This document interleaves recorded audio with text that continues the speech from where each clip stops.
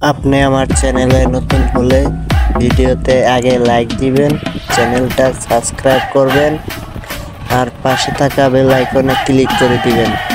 Video ছাড়ার সাথে সাথে সবার আগে আপনি পেয়ে যাবেন ডিজে।